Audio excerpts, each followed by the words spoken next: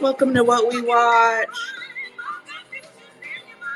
Follow What We Watch Film TV. We're going to talk to Callie today. Woo! It's What We Watch. It's Women's History Month. And it's Callie's birthday month. We're going to do it naturally here. Tweet it out. Callie, welcome. Welcome to What We Watch. You are muted. Yes, I was sharing. My apologies. Hello, thank you for having me. Hello. Hi, TJ. Thanks for being in here. So we'll let people trickle in. It takes a little bit for the space to come up. But welcome, Callie Green. We're really excited to have you here. So that Thank you. I'm excited to be here. Chaka Khan, I'm Every Woman. And we're honestly going to get right into it. Callie has been in the business for 30 years. She'll talk more about that. I told her we only have an hour to speak here, but we're going to let her do her thing. We'll speak for about an hour and a half, and the last 15 minutes of that, you guys come up and ask any questions. She is a wealth of knowledge.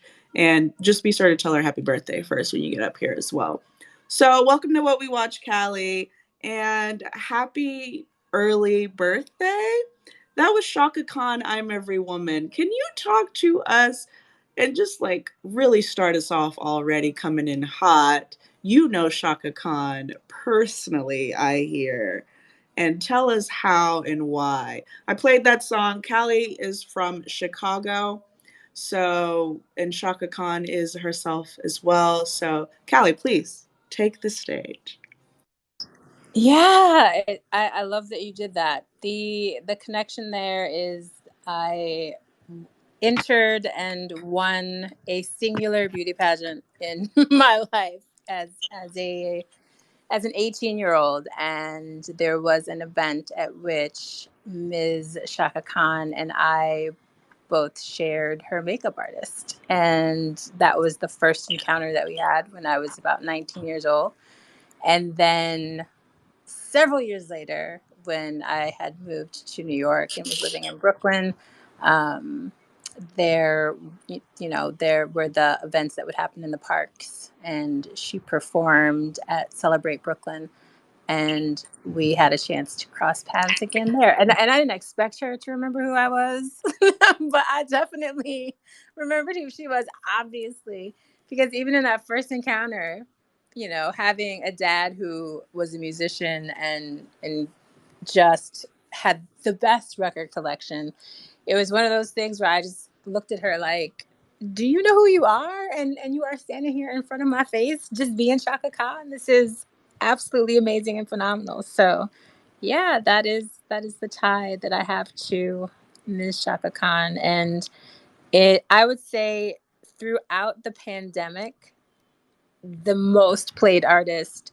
in my Spotify has been her. It's been her, because I would So you very had a frequently. So you made it through pretty well the pandemic then. Did you keep your cool and your sanity and your cuz she makes great music that I feel like could make you feel really good, right? As a woman. Absolutely. I mean, I would just shout into the air, and tell my echo to just play it, just play it. And that's how I would spend hours of a day, just listening to her music. So I wouldn't say I made it through unscathed per se, I but I definitely had a I great don't think I soundtrack for it. did. You Had a know what? great I love soundtrack. that. Our director, honey. Yes. It had a great soundtrack for the pandemic. I love it. So, Callie Green, I put in my newsletter today when I shouted you out and let everybody know to come on in here that the big names know who you are, and we're going to get into it. But I'm going to ask you a question because you said something earlier as we were speaking. Did you get a photograph with Shaka Khan? I did not. Interestingly enough, I did not, Yeah, because that seems I go right. ahead. And that seems to be a thing, right? Felonious Monk was one of our first What We Watch Black History Month series guests. And you and Monk know each other, and we were talking about how, wait, I don't have any pictures with you. What's going on? But then you said something that was really, really profound to me, and I felt it personally too, because that's why I like to take photos. But you like to document things that happen, and as we move through the space, you're going to get to talk a lot more about your powerhouse of creating events and documenting things and connecting people. But you don't have a photograph with Shaka Khan, but talk to me about photography and what you like to do there.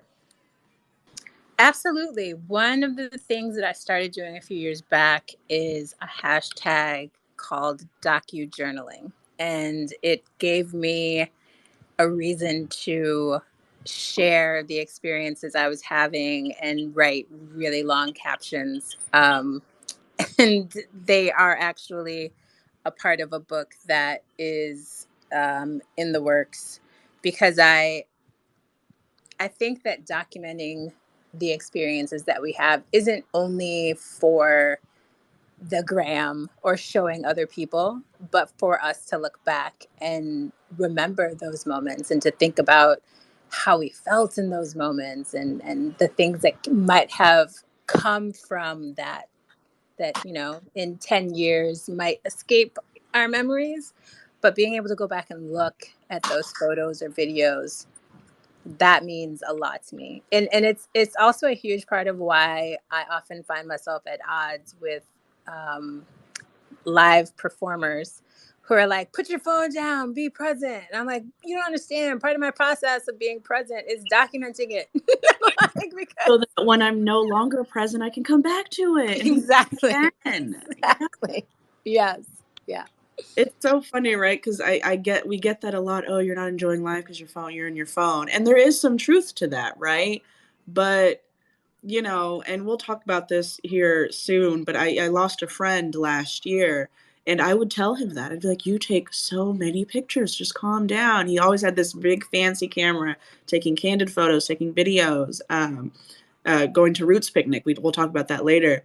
And, after he left this earth, I was like, I wish I never stopped him. I wish we had 1,000 more photos and videos that I could look at together, or of just me or of just him. So I love that you said that, and that especially someone in your industry, in our industry, we understand like the value beyond just like not being in the moment, but we understand the value of like, photos and stuff. So I love that. You are a Spaces host as well, correct? What We Watch is part of Twitter's program. Can you talk a little bit about your podcast that you did before we get into everything you've done prior to? Yes, April Rain and I had we did the 3-month run with the accelerator, and our show was called Unedited. And we had the opportunity to speak with some incredible people. We had the cast of Swagger. We spoke we did an episode where I admitted I've never seen The Wire, and had some people on who came in to tell me, here's how to prepare to watch The Wire. Um, we did conversations about how to, apply for grants, how to do a pitch, how to ask for more money. And it was really an opportunity to do something that April and I both really love, which is to give access points and demystify process for people so that it doesn't feel like you have to be a part of this secret club in order to achieve any kind of success at something. Like, let's make the information available to anyone who wants to have it. And so that was really fun for us. That's nice. And what was the last one about? Because you said you had one on Monday. What was that one about? It was about money, how to get the bag, how to keep the bag, what to do with the bag when you have the bag. Yes, it was about money. So that Nice. was a great one to close on. Let's talk about getting to the bag. Let's talk about that, right?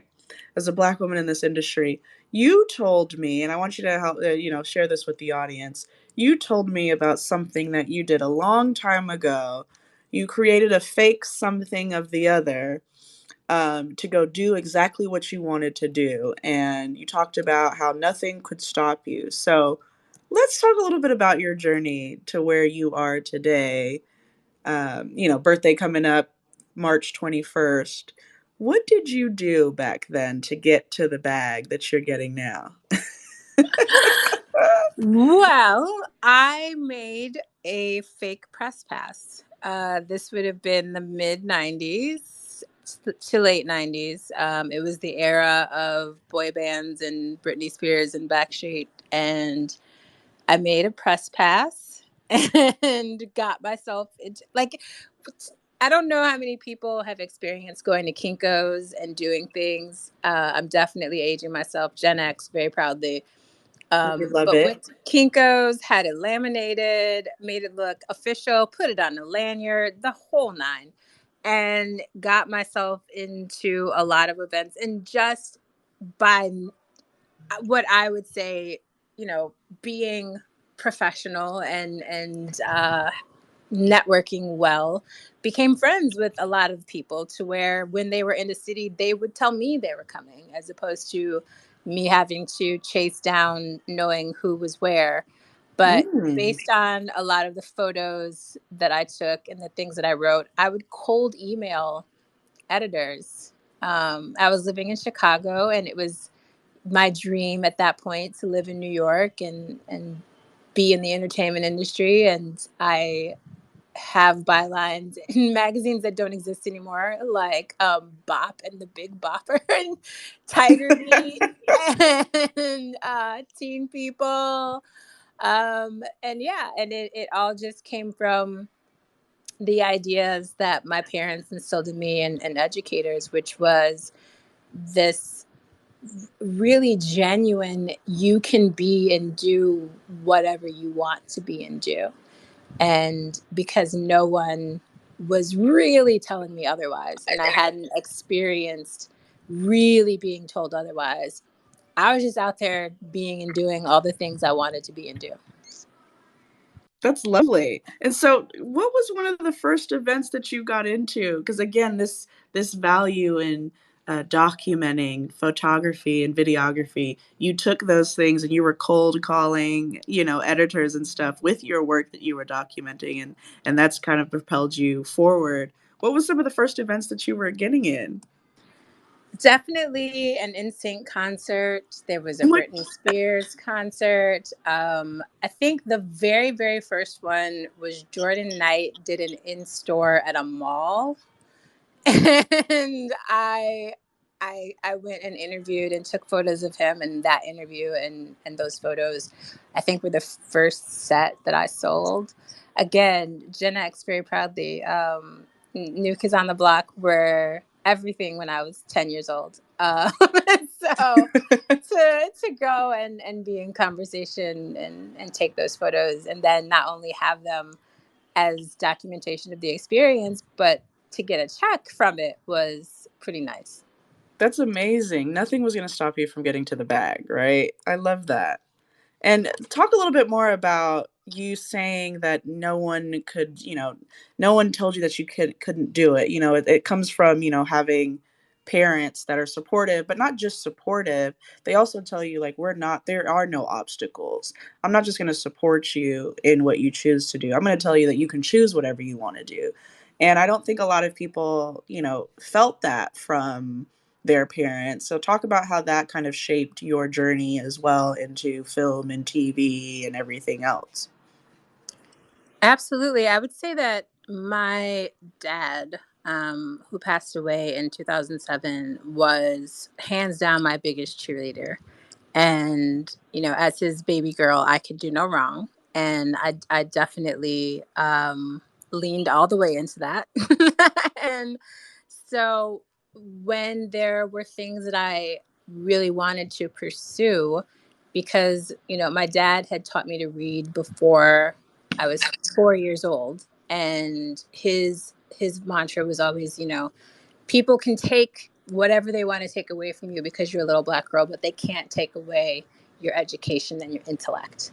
They can't take that from you. Hmm. And that I the way that settled into my being is still permeating now 40 something years later. um And so, yeah, having that support. And my mom, she was a little tougher cookie than my dad was, but her mindset was always, people are going to show respect or you are going to leave. Any place you are not being respected doesn't deserve to have you be there.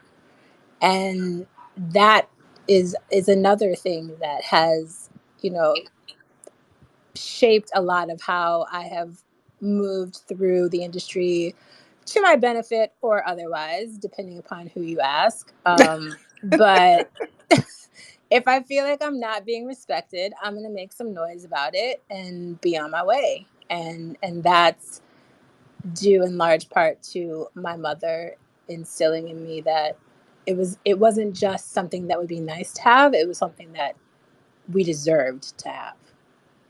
If I'm feeling disrespected, I'm going to make some noise about it and be on my way.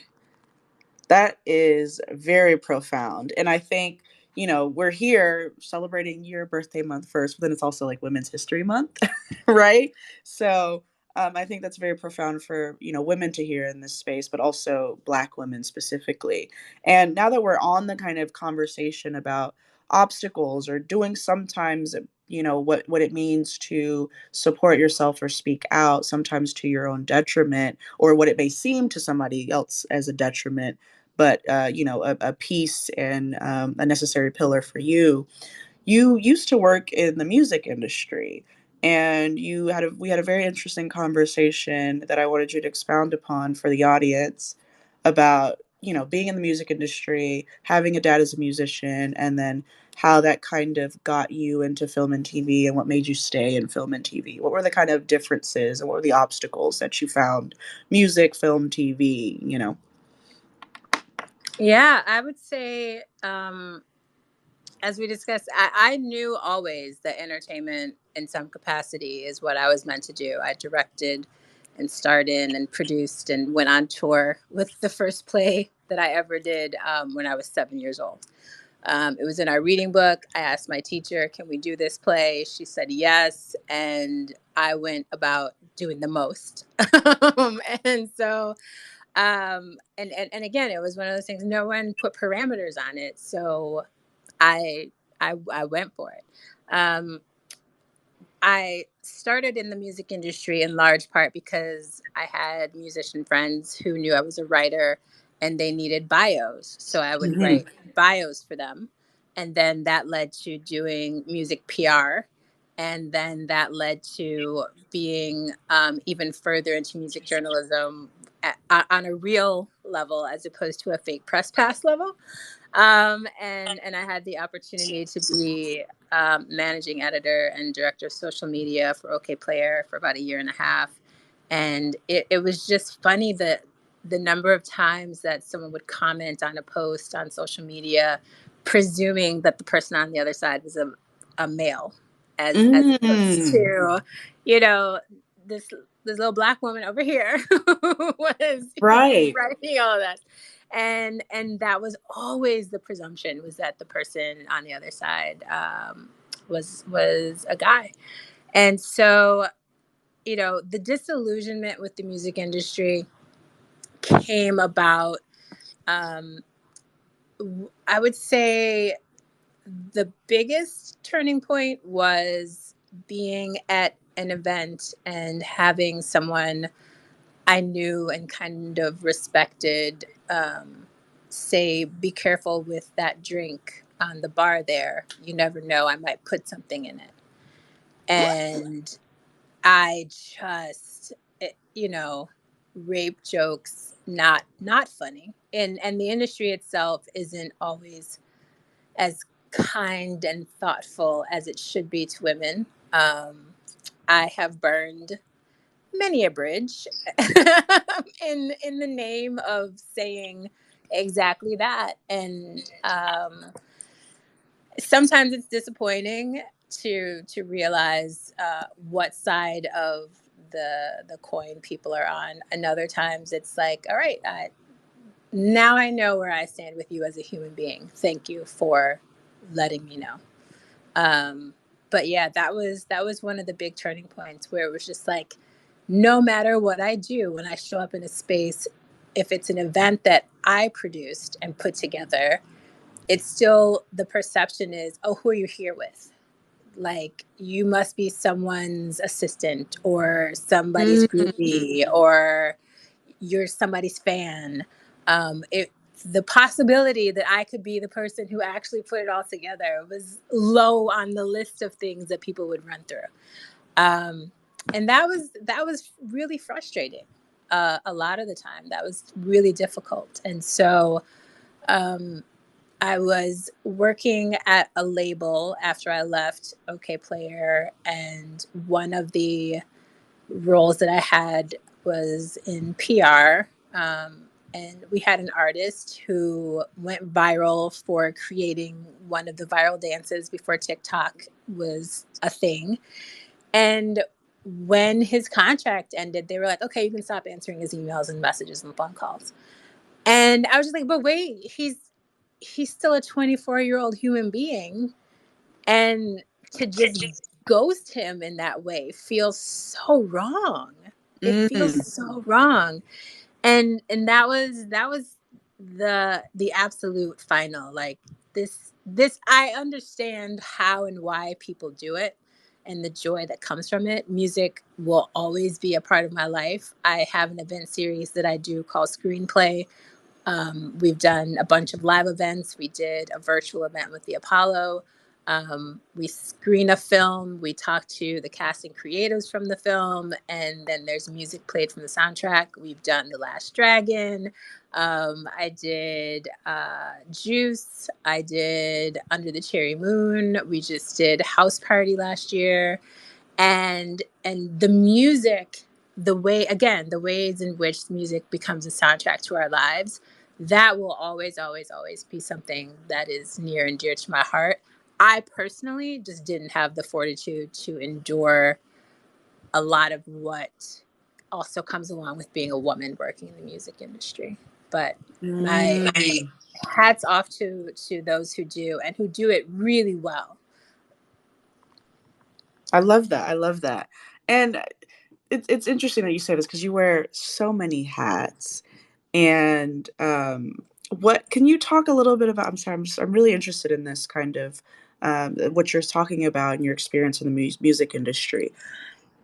Have you found and are you finding similar kind of approaches or commentary or discrimination or support or, I guess it's called allyship or co-conspiratorship in the other parts of the entertainment industry outside of music? Because you're in all of it, quite frankly. We'll get there too. How has that been different than the music industry, right? Why is it, what are you noticing, or what are some moments that you've noticed with people in this aspect of entertainment that keep you going here? One of my favorite stories to tell is about the first and only television show that I've sold. It was Mm. called Talking to Strangers with Hannibal Buress. And at the time, Hannibal was not, he was doing comedy at the Knitting Factory on Sunday nights, a huge name in New York and burgeoning. This was pre Cosby reference. And I was at one of the events and said, "Hey, do you have a publicist?" And he said, "No." And I was like, "Well, I want to be your publicist." And so he said, "Sure."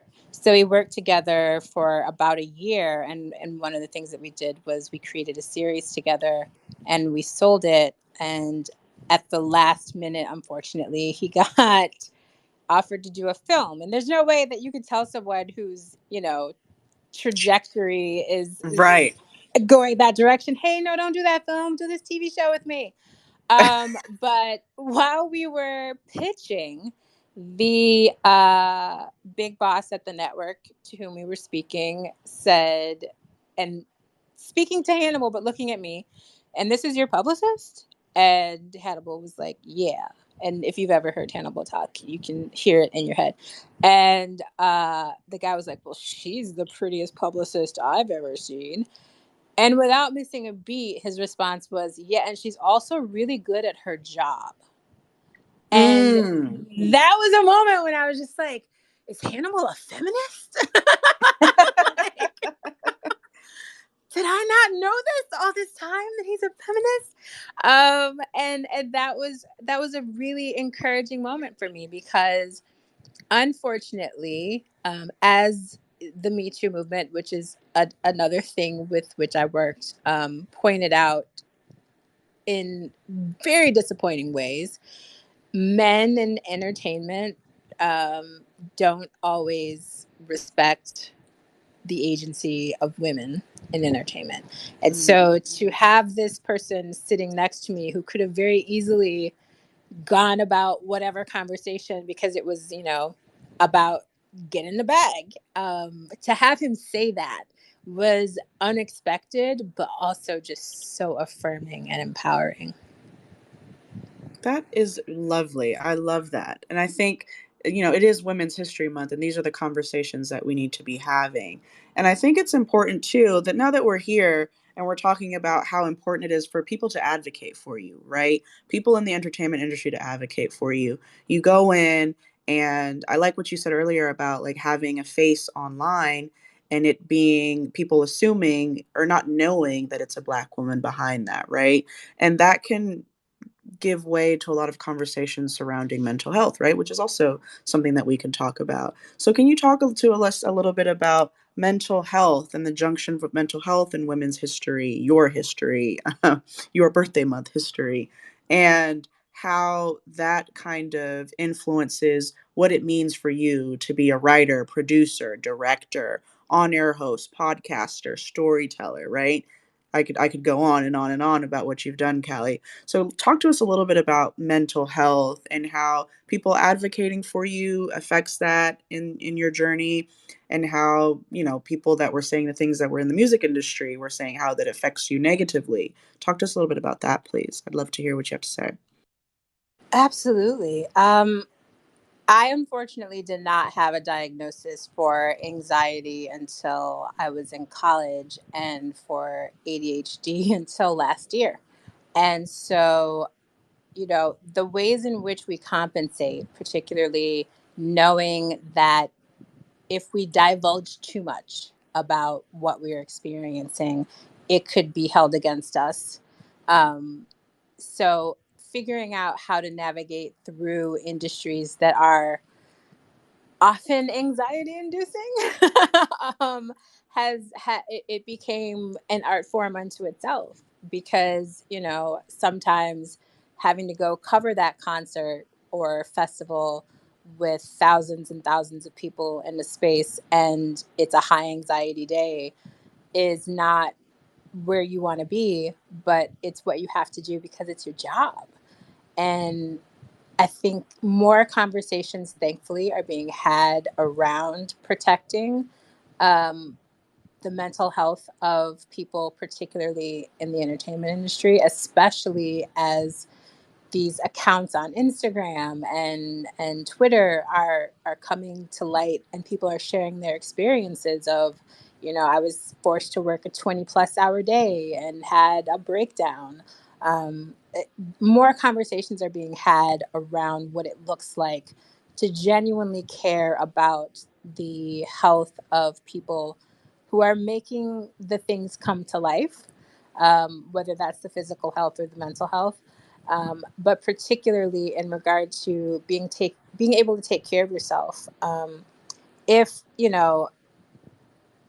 part of the reason why I chose the path of not working for any consistent entity is because I need the space to be able to say, like, I've blocked off Friday.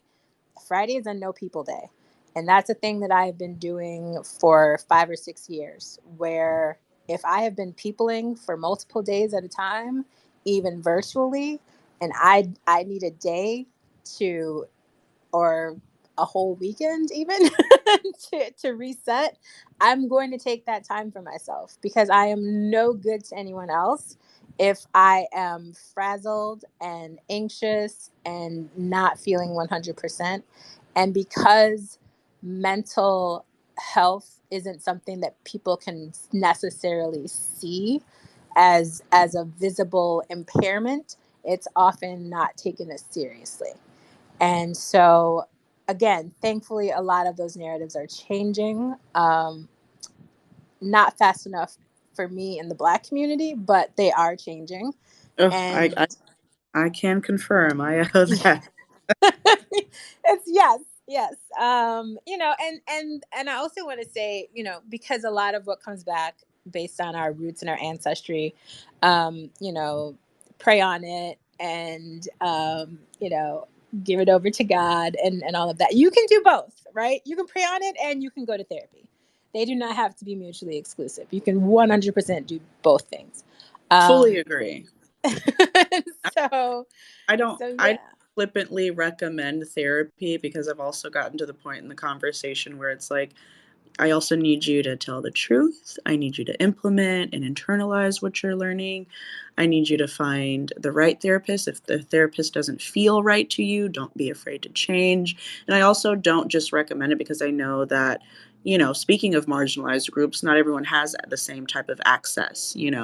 A lot of these conversations do require not only money, but access to resources, right? So when we talk about therapy, I want to make sure that we include all of those conversations as well, right, Kelly? Absolutely agree. And, my therapist in particular, she donates 25% of her practice, like no charge. And I wish that were a model that more people could implement, whether or not they do because of financial reasons. But that's a choice that she has made. And I support that fully because, as you said, a lot of people don't have access to the resources necessary because your insurance carrier doesn't cover the Black woman therapist that you want to see, and Right. whatever the Mhm. case may be, or they have decided not to take insurance because it doesn't serve them in any way to be a part of an insurance network.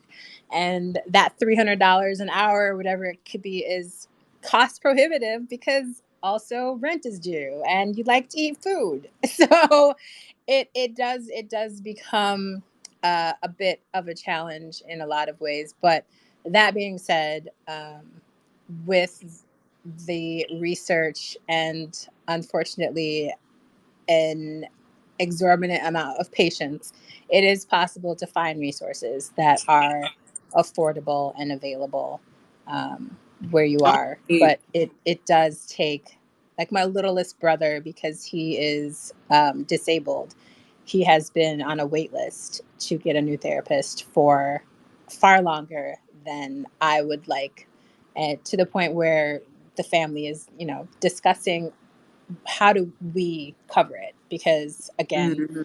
resources are unfortunately not always as readily available as we'd like them to be. Right. And speaking of resources and mental health and the junction with mental health and women's history and mental health awareness, we were talking earlier and you said something that I really liked, and you talked about people showing up for you. And what I think is cool about your journey is that a lot of names, big names that we all know, have shown up for you. And even at times, like you talked about the Shaka Khan situation earlier, where you shared your makeup. Was it the makeup artist that you guys shared, or was that? Yes, the makeup Okay. artist. So she shows up to the first beauty pageant that you ever did, you won. And the first television show you ever pitched, you also sold. I mean, you have amazing first. But you were talking about people showing up for you. Can you give us a few big name stories for people that showed up for you, Callie Green, and how that affects your mental health? And that can give you the fortitude to continue, right? And that also makes you want to pass it on to people upcoming in the industry, kind of like me, who's only been in there for 2 years. You have way more on me. So I'm looking up to you, Callie. Talk a little bit about people showing up for you in this industry and how far that goes, because a lot of what we watch guests talk about that exactly. So I'd love to hear your perspective. Sure. One of the first names that comes to mind, because of the fact that he is so humble and quiet about how incredible he is Mr. Ryan Coogler. Um, Through my friend Samora Pinder Hughes, I was invited to be a member of Ryan and Ava's organization called Blackout for Human Rights.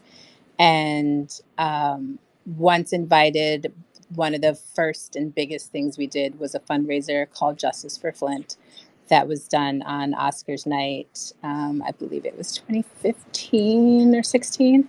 And, you know, very early on, he identified me as someone who was capable of doing more than what was necessarily on my plate at the time. And I, I I have to attribute this because I know his parents and I've spent time in his home. And hi, John. John has also. And, you know, he wouldn't make a decision without hearing from the women first. Like that is the level of amplification that he gave to our opinions and our voices. We were making a decision about whether or not we were going to have a particular artist do a certain song, and all the guys are weighing in, and he looked at me and his fiance, and he was just like, okay, what do you two think? Because we were the only women. And he's like, what do you think? I wanna hear from you. I want to know what you think. And that was, one of the first occasions I had experienced having someone of his magnitude and with his level of power. Again, this is right before the announcement of him having Black Panther. Um, but he'd done Fruitvale and Creed, and so that was huge to me to be like, oh, you care what I think. And so on event day, he wanted to change the run of show at the last minute. And we were maybe an hour and a half from showtime. And it was like a 4-hour event with Stevie Wonder and Janelle Monáe and community organizers and activists and all of these people. And he came to me directly and said, so, okay, I want to change the run of show. You got it, Callie. And it was a question and a statement all at once. And I was like, all right, so we're changing the run of show an hour and a half before we go live. Done. I got it. And he's one of those people that you just adore so much, you don't want to let them down. And so we changed the run of show. It was amazing. And at the end, when he was, and I don't often share this because he is so private. Ooh, we're But lucky. he was the first person out in the auditorium with a garbage bag picking up the trash from the event. Literally the first person. We're all like, where's Ryan? Ryan is in the seats picking In up discarded items. That's where Ryan was. you know, And go yeah, ahead. no, it's just, again, it's just a testament to one, the nature of human being he is, and also to the fact that he was brought up in a household with people who really instilled those kinds of values in him. Okay, I won't because I love what you just said. Since he's a private person, I won't tweet anything else about it. We're so lucky. I'm so glad, audience, that she shared this with us. I want to echo, and I just want to let you know I'm so glad that you shared that story with us because I feel so affirmed. One of my things, as I'm moving into the industry and moving away from my old corporate job surrounded by white men, one of the things I always say, and so I'm really excited to hear one of the best directors in the game saying this, every time for What We Watch, someone recommends a TV show for me, I listen to everybody and I'm like, okay, I'll write it down. But it's not until at least 2 to 3 women tell me to watch a show or a movie that I watch it. And it's always very clear, and I could probably find some tweets about it. I've tweeted about this a million times. It's all recorded in many of my spaces in which I've said it. If only men recommend a show to me, I will wait to watch it. If only men recommend I watch a movie, I will wait to watch it, particularly straight men, but just men in general, to be honest. I want women or people who identify as those marginalized groups to recommend things to me. I want to hear their opinions on it too. So that's really cool that Ryan said that and did that. And I know that that's just one example from you, and I'm sure many other people have those same experiences. So that's really cool. Yeah, he's great. So honestly, Callie, what can't you do? Right? I mean, at this point, I'm looking at IMDb, I'm looking at your website. Those of you, if you're in the audience, go to CallieGreenInc.com, spelled Callie Green like her ad up top, the words INK.com. And I am honestly overwhelmed, and I'm impressed and inspired by, not just because, I keep saying big names. You're a big name. You know what I mean? Like, you're a big name. People know who you are. People come to you. I need an event. I need an editing. I need a production. I need some, a pilot or anything that you're writing or doing. What haven't you done, Callie? And I do mean, like, seriously, what would you like to do that you haven't done? Because I mean, this career is amazing.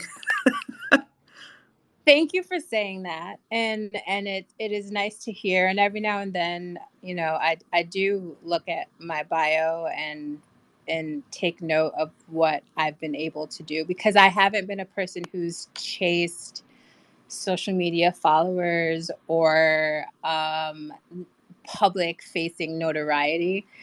Sometimes I feel like that's been to my detriment, especially as we've moved into an industry where, like we mentioned before, in order to be a part of the Twitter Spaces Accelerator, you had to have a certain number of Twitter followers. Right. And so, because that's not been something that I have been particularly interested in, I've cared more about the storytelling and doing the work itself. Um, I'm now getting into a place where I'm reluctantly recognizing the need for the balance, so that I don't have to have someone else open the door on my behalf in order to walk through it. And Powerful that, thing. yeah, I would say, you know, and I know that you're speaking specifically about what kinds of projects I haven't done yet. But for me, what I haven't done yet is be in a position where I can bring other people along with me. That's Mm. the goal. That is the goal for me of where I want to be, where who I am and what I've done is recognized well enough that it allows me to reach out to people who are even more talented, even more dedicated than I could ever dream of being, and say, all right, you know that idea that we talked about 7 years ago? Let's do that. Let's run with that, and have the resources and the means to make that possible. So yeah, I would say that's the one thing that I have not yet yet And you attained. will. Here's the thing. I know the word manifestation is a buzzword and a trigger in some ways, and for me, I'm going to be honest, I don't care, it matters. And I asked Mike every one of my guests to say it, because we're going to come back to this recording one day. I'll make it available.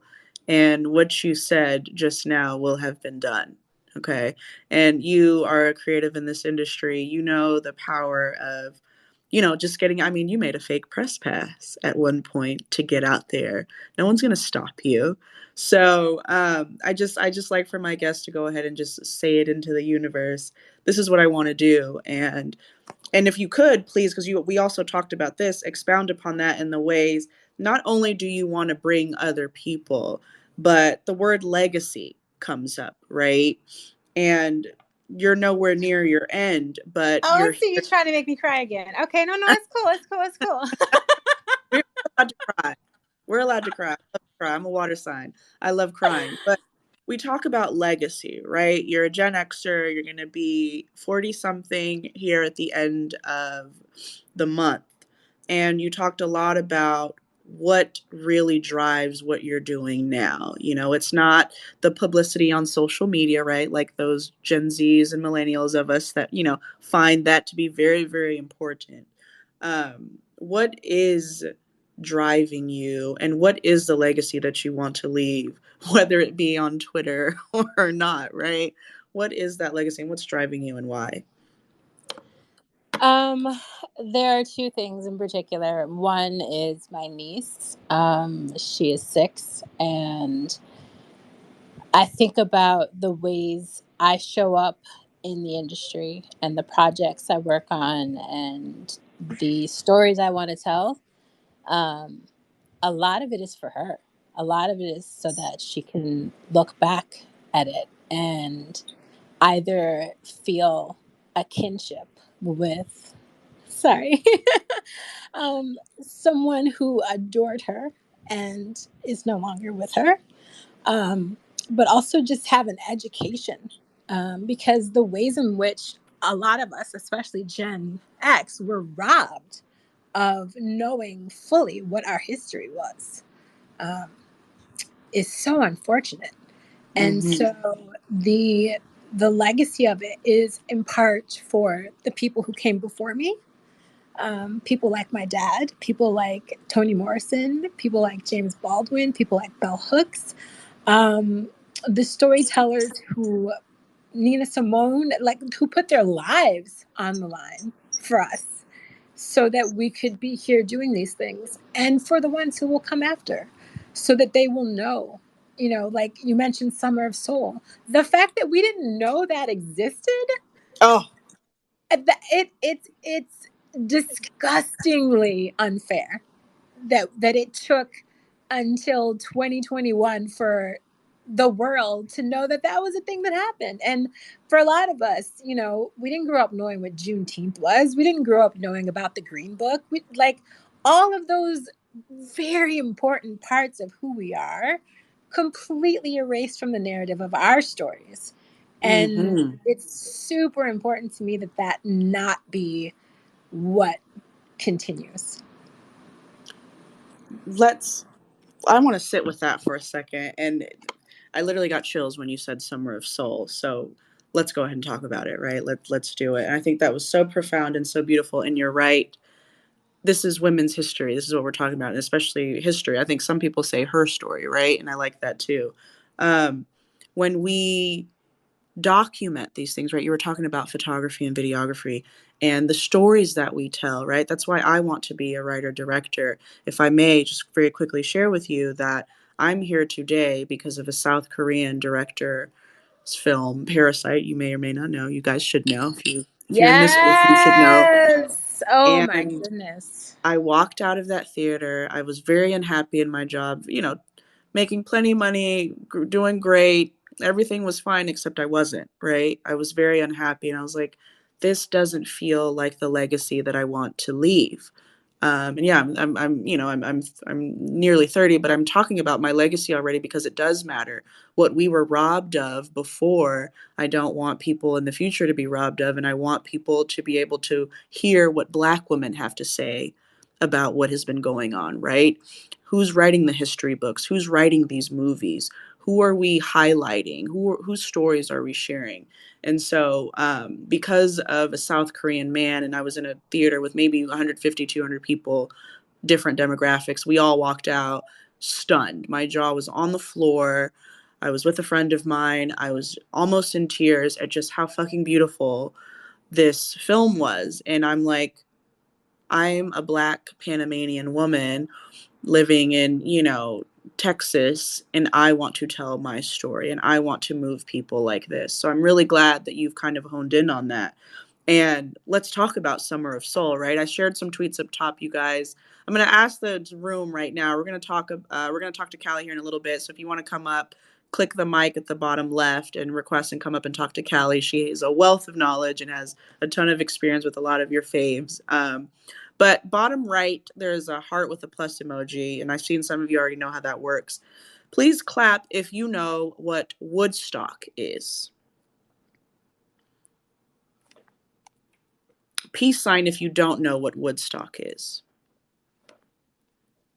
The Woodstock Festival. Bottom right hand with the heart with a plus sign emoji. Do you know what the Woodstock Festival is? Okay, there we go. We got some people. Peace sign if you do not know what the Woodstock Festival is. No right or wrong answers here. We're about to get into it, to be honest with you.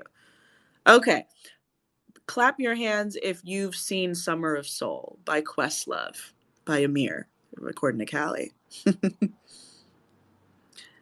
Peace sign if you have not seen Summer of Soul that came out last year. Peace sign? Any peace signs here? Clap if you've seen it. Okay. Okay. Cool. So, Callie, I'm going to let you talk about it a lot, but I do want to say that Callie knows Questlove personally. I met him at a screening. It was in a beautiful little picnic park. I went with a friend of mine. The movie came out on my birthday. So that was like something that I was already paying attention to, just the way I dive into what we watch and what we watch film TV, my entire passion now. That movie came out on my birthday, and I watched it in person with Questlove and a lot of the people in the cast and crew, and just those of us in LA who love film. And I'll let Callie tell you what Summer of Soul is about, but it's streaming on Hulu. You have to watch this movie. I was renewed and amazed. And as Callie was saying, it's unfortunate that these stories were only exposed to 50, 60 years later, which were such an account and a captivating moment enriched with our Black cultural history, right, Callie? And it's just amazing. And I think it's directors like Questlove, like yourself, Callie, like myself, hopefully in the future, that get to tell these stories and share these stories and this history with people that need to know about it and how that can change our lives. So please tell us what Summer of Soul was about specifically. I know I have the tweet up there, but yeah, and your connection to Questlove. Yeah, so Summer of Soul is one of those projects where I wish that Amir saw me as a filmmaker as opposed to the person who helped run OK Player, because I would have loved to be a part of putting that together.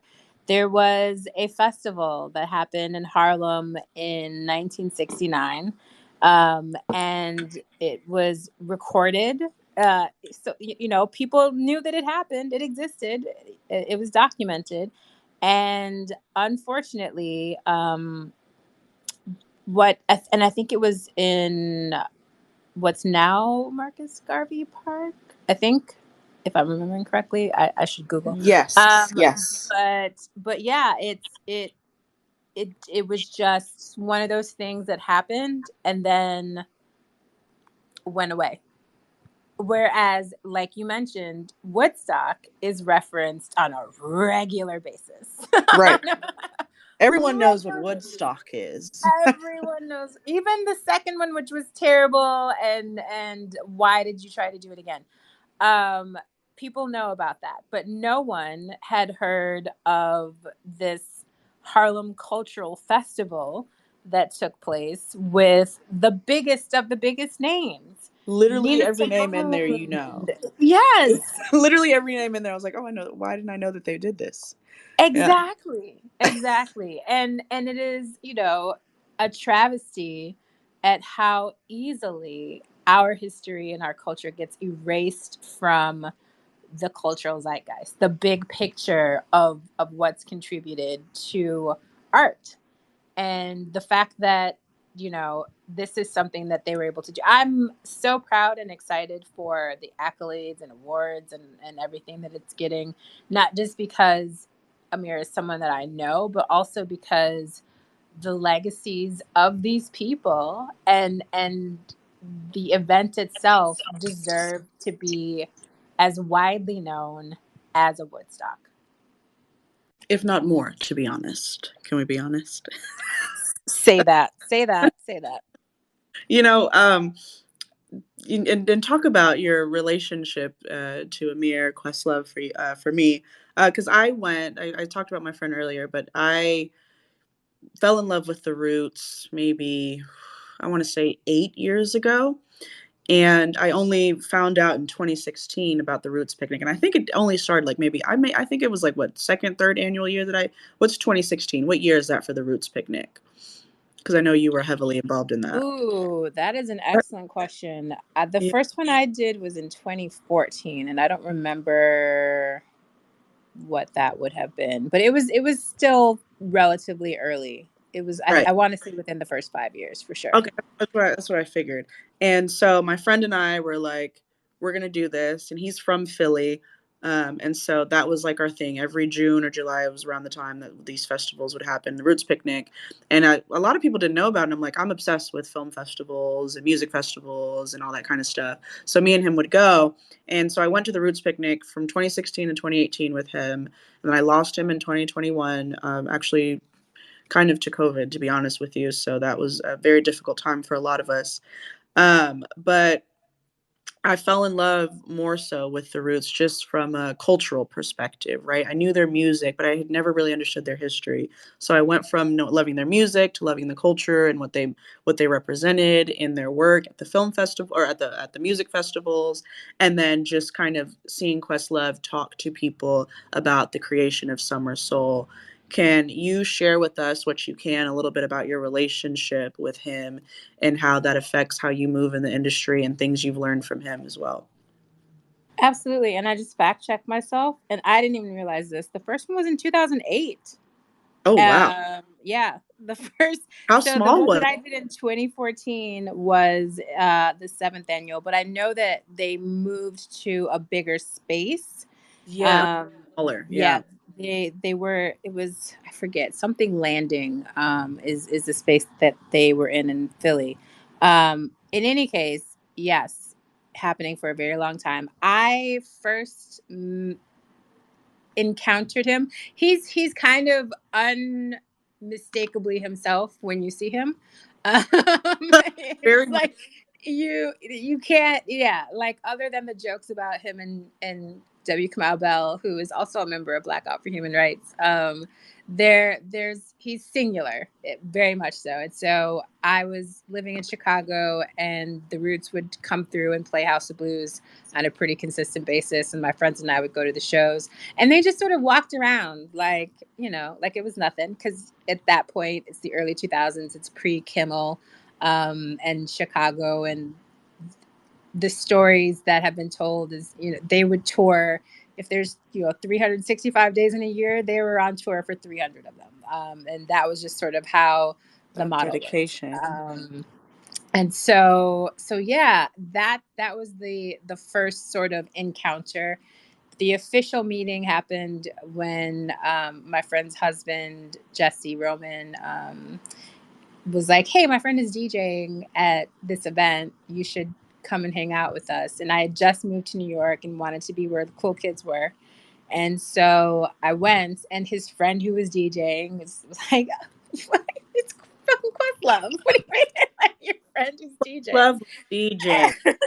so so yeah, in the booth, and took a photo, and that was one occasion where I definitely did, because I had, as Hey, I I mentioned, say you take recently gone natural, and so it was kind of cool to have a photo with someone else who was also sporting a fro.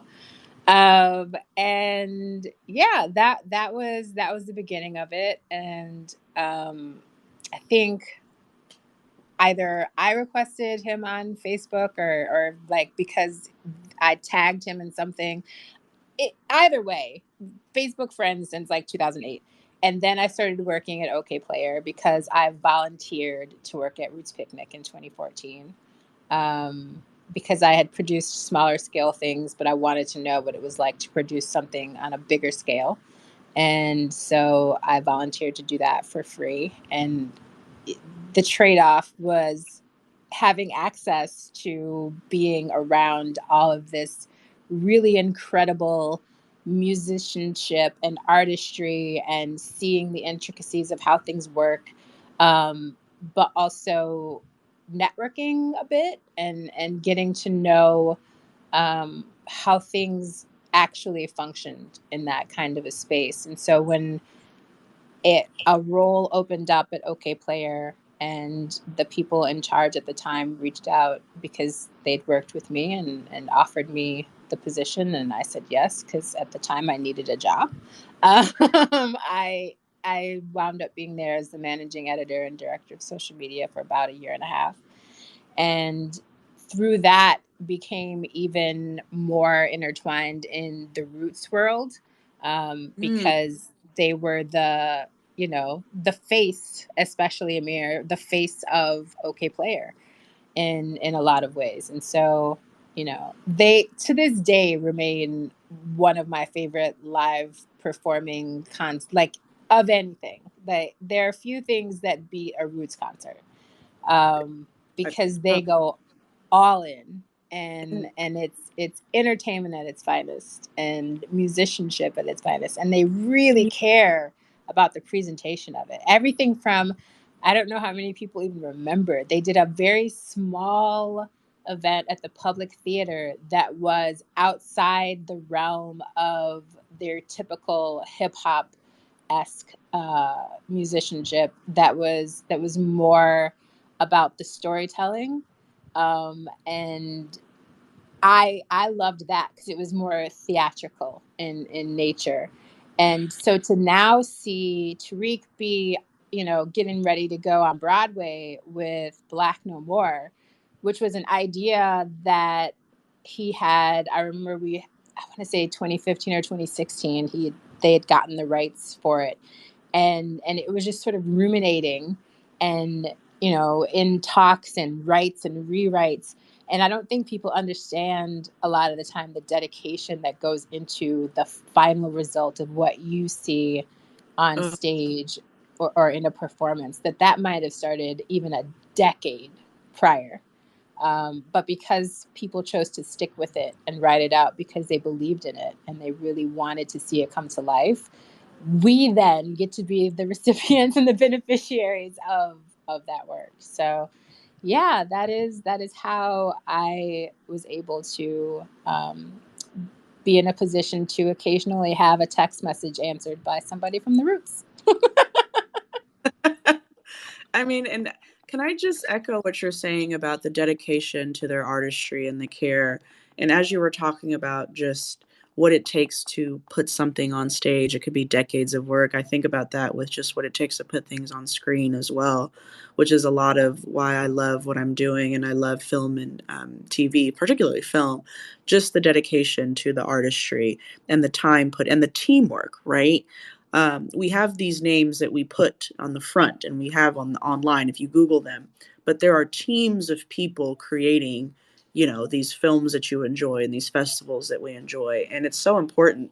And I love that you highlighted their dedication because I think not only is it, but it when they put on these festivals, at least and when I would attend, it seemed like they would also encourage everybody else, like everyone else would up their level of performance, like the energy that they brought also encouraged. Like one of the 2017 was Pharrell and the Roots. Pharrell's fucking amazing, but I felt like even he was like really kind of in his bag at that time. And then there was Solange and Kimbra and Thundercat and Virgil and Pete Rock, and I was just like, it seems like everyone is just kind of like really getting into their creative artistry bag, and I think that that's something that's very powerful to speak to. That's why they were able to have the Roots picnic, right? Because once you're performing at the Roots picnic, you're performing at the Roots level, right? And if you don't, it's going to be very obvious. So I absolutely love that you shared that, and thank you for once again showing us that you've done everything. So you can plan an event, and you can host the event, and you can write the whole script for the event. You can do everything, right, Callie? It sounds like you can do everything. And honestly, I'm going to say that was not necessarily by choice. A lot of it was by necessity, because in wanting to do these very ambitious projects, but not having anyone else funding them, I had to learn how to do all the things, and wear the hats if I wanted to see them come to life. And there are a lot of events where I just broke even. Thankfully, I don't think there are many where I lost money. But shout out to every venue in New York, whoever let me put on an event there in their space. And some in Philly as well, a couple in LA, because it's always a coin toss as to whether or not, unless you've got a huge name attached, whether or not people are going to show up. And even when you have a username attached, what's funny, and we didn't talk about this with the mental health event that we did with Monk, it was, and this was fully on me, and I own it so much, but it was during Pride weekend, and the streets were shut down, and so no one could really get to it because the streets were Oh shut my down in New goodness. York. And it was like one of those things where just like, if I had just looked at what else was happening, I would have declined that date, because I was just like, wow, that was really quick. They came back to me really fast with a yes on this date. And like being able to do it.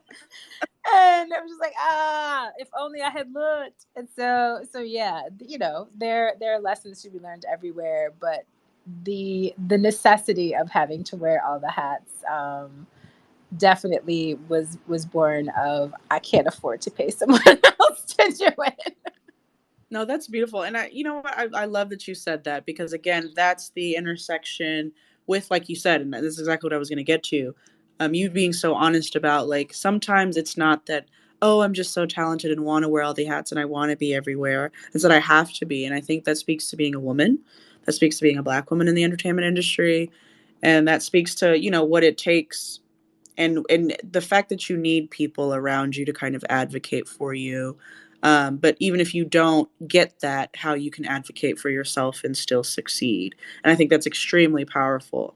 um, Before we move into the section where we're going to play a few little games, and if you want to come up and talk to Callie, please let me know. Tweet it out.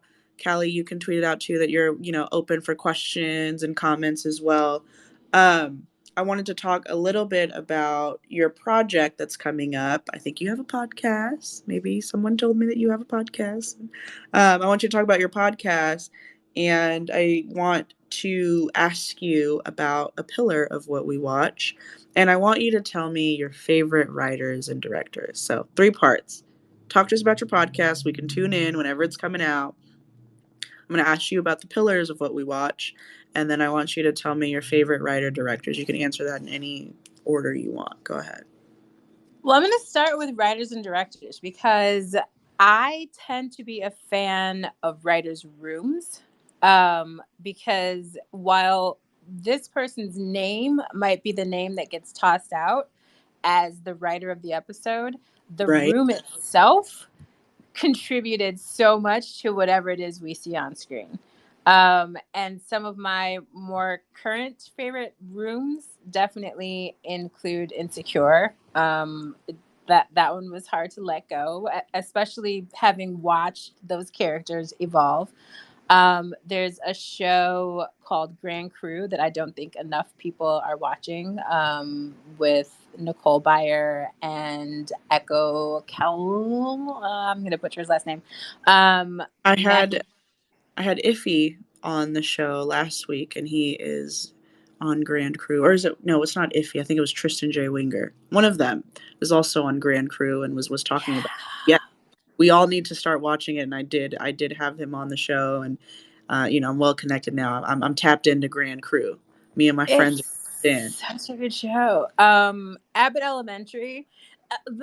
Basically, the shows that are out right now, like that and Swagger, where there are Black people writing the words that Black people are saying.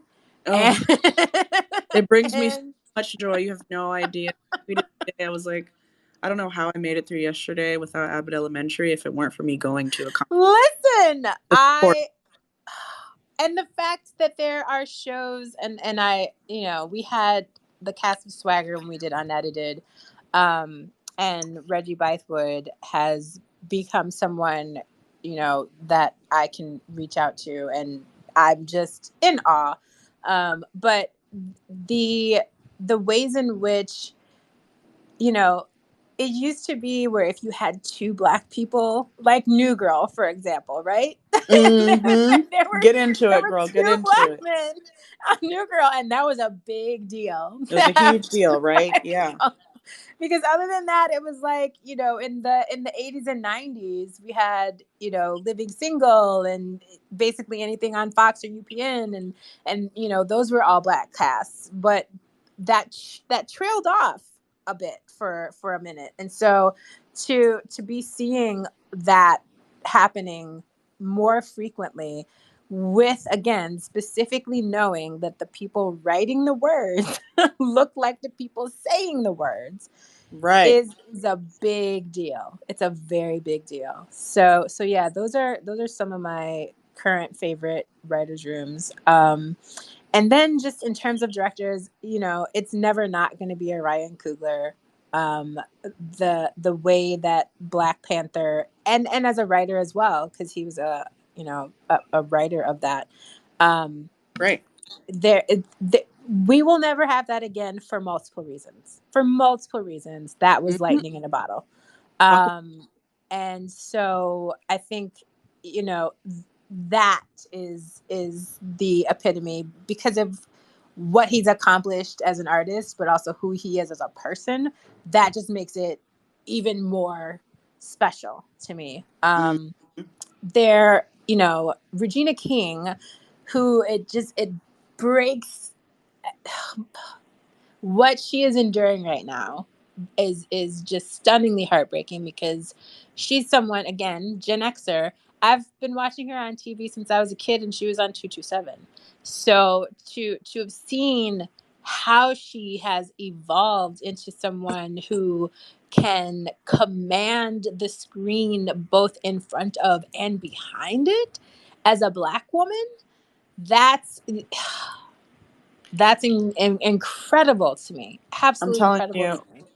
I have a newsletter. I don't know how many times I bring up Regina King in the newsletter. And let's remember, behind the screen also means behind the voice on the screen too, right? Cuz our girl is a voiceover actor as well. Like, it's just Yes. directorial debuts, voiceover acting, lead roles, writing. It just, it doesn't stop, right? And so, I'm so glad, right? Because when I ask people their favorite directors, not a lot of people get to say Regina King, and that is a darker skinned Black woman that is like just fucking killing the game. And not only is she killing the game, but she's been doing it for a very long time. And so I'll just have you know, you were in a newsletter featured with Regina King. So you were in my newsletter, and so was Regina King. Hey, I'll And take it. so was if you want to subscribe to the newsletter, it's up top. And with Nikyadu Jusu, the director of Nanny, and Ava. I know you know Awesome. Ava. So Yes. yes, I'm just And excited. she'll be the third director that I will mention, because Yay! being the first Black woman director to get a $100 million plus budget film, and to helm that, that's no small feat. Like, Yeah, that I is no, we spend our time begging for crumbs a lot of the time. So to have someone have that faith in her ability, and then to go on and do things like When They See Us, and Colin's story, and all of that, just her dedication to telling our stories and doing it well is something that I will forever admire. And the fact that she follows me on Twitter, I'm like, was it an accident? I don't know. But Can we being talk about it though? Right? She followed my What We Watch Club on Clubhouse, and I was like, wait, that's you're awesome. attention to It's know so who I. affirming to Oh my know that someone who has $100 million achieved, deal. yes, like, recognizes that there is something worth even tapping a button Tapping in you. knowing knowing what's funneled through her life every single day, right? No, Right. because we're looking at the project. I also had the Naomi project in my newsletter as well, because I was like, you guys got to tap in. Ava seems so happy about that. Um, and I just know the work that she's putting in to support us, and just tell our stories. And I just have to echo everything you're saying, because um, I love also the Array, about her company, the Array Crew. I've also, like, I'm like, okay, please, I have to be a part of this as well. So, okay. So Ava, Regina King, Nikyatu, and Ryan Coogler. Is that where we're at? That feels good. I mean, for television, Matthew Cherry, he's the fact that he is a member of the Tweeted Into Existence campaign. He was one of the first people who I remember retweeting a tweet that they had put out into the world for Hair Love. Like, one day I'm gonna win an Oscar, and then boom, Hair Love.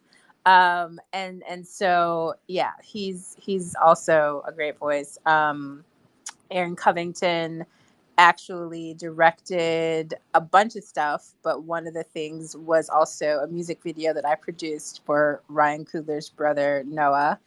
Ooh, And love that. I've produced a couple videos for Noah, and John, who is sitting very quietly in the audience, directed one of them, Hi, John. called Hella. And so I will now list John as one of my favorite directors. But yeah, no, it's been a really fun ride to experience these people professionally, and then also see that they are good human beings behind the scenes as well. Oh, that second part is integral, right? It's like it matters. And I'm sure that they also echo the same sentiment for you. I know they feel honored and excited to work with someone like you as well, right, Callie? We're Some of not them. we're not, not out of Depends this. on who you ask. I I'll ask. told you. I make noise. I make noise. Sorry. Sorry, not sorry. I make noise. Hi, Monk. Heck yes. So I have a question for you, or it's a statement for what we watch, and then tell me how you feel.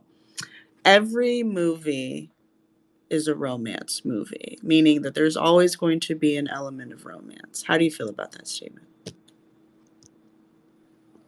Ooh. Um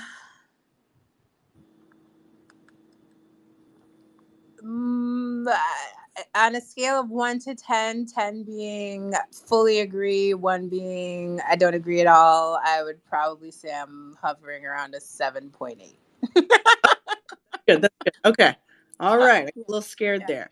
My second kind of, kind of prong there is write. How can you write something that does not have romance in it? And do you have an example of that? I mean, But I mean, it's all it's you. it's gonna be the more depressing things, I think. Mm, The less uplift, like things about war, and a specific example is fully escaping me. But I mm, know that there was some film that I went on a date and we watched, and it was one of the worst experiences of my life, sounds because about it was just sounds about right. If there's no romance, watching, none whatsoever. It was just watching these two people try to survive war, and they had to get a message to somebody about, I can't remember what it was, but he was just like, this is one of the best films of all time, you have to see it. And no, it wasn't, and I could have was lived it my whole recent? life not having seen it. Girl, I don't remember. That's how much I am able to drop something out of my brain if I don't care about That's it. very this industry. Very necessary. Okay, thank you for answering that. So let's get Yeah. into our games, and then we'll let people come up and ask you some questions and make some comments. All right, I'm gonna play this or that with you, Callie. Just choose one or the other. Okay. Okay. All right. Musical or animation? Musical. Okay. Drama or comedy? Comedy. Action or adventure? Action adventure. Okay, I got one for you on that. So you said comedy for drama or comedy. Comedy romance or comedy action? Comedy romance. Superheroes or the supernatural? Oh, that's hard. I'm gonna go Mhm. superheroes because my MCU love runs deep. So Oh, I'm whom's gonna to go mind? superhero. Same girl, same. Who did you think of? What came to mind when I said supernatural? I love sci-fi. I love the Same. surreal. What is it called? It is escaping me. Uh, it is rooted in the Latin community. Magical surrealism. My gosh, that just completely fell out of my head for a second. Like that kind of stuff is what came to mind. I love that. Did you watch Lovecraft Country? Not only did we watch it, one of my very good friends and I, we watched it all the way through and then we rewatched it and dissected it and listened to podcasts and read articles. And yes, we could teach a class on Lovecraft Country. Speaking of teaching a class, I got to talk to the writers and showrunners on Clubhouse. We keep talking about Clubhouse, about a few of the episodes of Lovecraft Country, and I was like literally obsessed. Clubhouse was really that girl for a very long time for me. Ava also told me on Clubhouse that if you want to write your feature film, go ahead and write it. You don't have to start with a short film. Just go ahead and write your feature film. She's like on stage. She's like, no one's really going to recommend this. You might only hear this from me, but if you want to write that feature, go ahead and do it right now. So that was a filmmaking advice from her. One more game, Callie, before we let other people come on up. Moods. We're going to talk about moods, and you're going to tell me. Oh yeah. I warned you about Okay. this. Only got Yeah. 5 left. You ready? This is rapid. Yeah. To think too much about it. Okay, so Okay. I'll say mood, and you tell me movie or TV show. Okay. Sad. Okay, it cut out. What was the mood? Sad. Sad. Oh, Moonlight. That's a good answer. Passionate. Yeah. Passionate. TV show, movie, Yeah. anything. This is so sad to me that I cannot think of anything I've seen or watched. Let me give you another one. What about Afraid? Can I give you Afraid? Oh, girl, anything that Jordan Peele has done. Any and everything. We're gonna see Nope in July, right? Definitely I am excited going about to let other people see Nope and tell me what it's about. Like, Oh no. that's what I'm Okay. reading. What about Hilarious? Oh, I'm gonna go back to the television shows I mentioned earlier, Abbott Elementary and Grand Crew, and just anything that really makes me laugh out loud. Okay, I love that. And 2 more. Criminal. Criminal is a mood. We've decided it's a mood. So when you think criminal, what do you think? Monk was there when we decided that criminal is a mood. This is hilarious because the thing that comes to mind is First 48. And the reasons behind I think it's criminal is I was reached out to be a consulting producer on that. And I was just like, yeah, can't. The ways in which it's just like tragedy porn for people and it's not by accident. They're making changes. Let me say that up front because Are you talking about First 48? The television show, yes. Oh my gosh, I totally forgot that. Thank you for bringing that memory back to me. Wow, yeah. Yeah. They specifically are in areas that are higher crime so Right. that they can have the stories to tell. But I'm also a member of the Women of Color Caucus for the Writers Guild. And we just recently had a conversation about the ways in which they are seeking to improve relationships within those communities because they have made a whole lot of money for a whole lot of years based on their pain. And so they are looking to do more. But anyway, yes, that is criminal to me. That was actually perfect. Thank you. Last one. Hopeful. What brought you hope? What made you feel hope in anything? I think this is going to be a little corny, but I think I'm going to have to run it back to Summer of Soul. Yes. It be specifically because the archives of our lives and our history, although it may take a lot and decades to unearth, they're there. They exist. And I am so hopeful for more of that to happen. They exist, and we really just need people to care, right? We need people Exactly. like you that are making it to the point where my legacy is to make sure that the things that I missed from the people before me, that I share as much as I can for the people after me, right? So that as we're growing up, we can go back and have the documentation, the photos, the videos, the quotes, the movies, the stories, right? Yes. And so you have a podcast coming out in spring, and we'll wrap this up. If you want to come up and ask Callie a few questions, we don't have too much time. I know, Callie, you got to go. We got 2 to 3 minutes. If you want to come up and make any comments or questions for Callie, please tap the mic in the bottom left. But Callie, thank you so much for joining What We Watch. Thank you for having me. And yes, my podcast that is coming in the spring is called Subversive. It's largely born of an article I wrote as part of a column that I do for a business facing entity.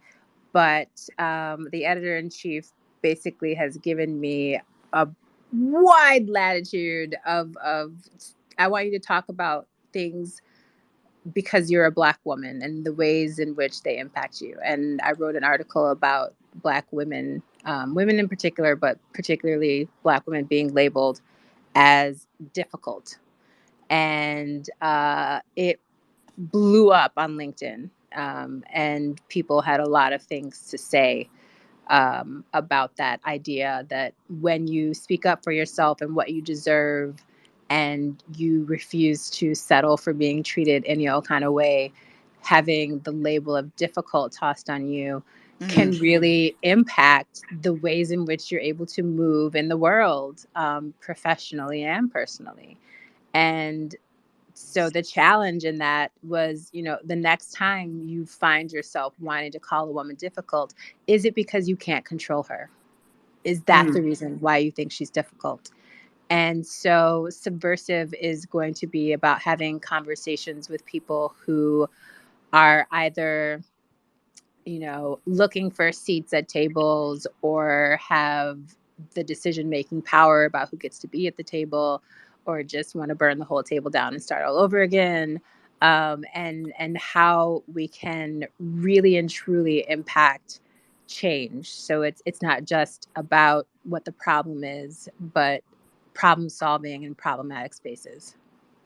And I love that, and I can't wait for the podcast to come out. I know you're working very hard. You had a meeting today about it, did you not? I did. We So 3 whole hours. Yeah. oh my goodness. I know you're tired of talking. We are going to get you out of here, I promise. We're so, so glad that you took an hour and a half out of your time to come and speak to What We Watch.